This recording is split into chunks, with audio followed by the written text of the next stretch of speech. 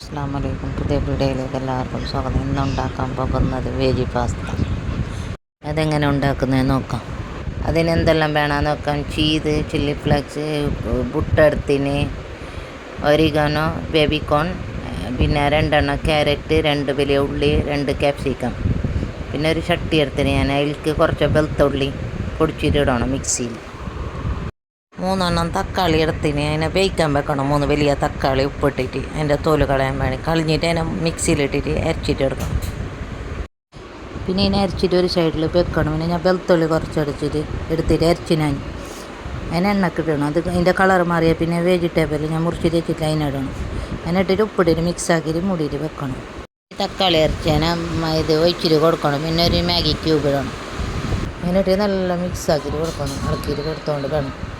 പിന്നെ 2 സ്പൂൺ നെയ്യിടണം. പിന്നെ 4 സ്പൂൺ മുളക് പൊടി, ദൈവം നല്ല കാശ്മീരി മുളക് പൊടി ഇല്ലേ അതിടണം.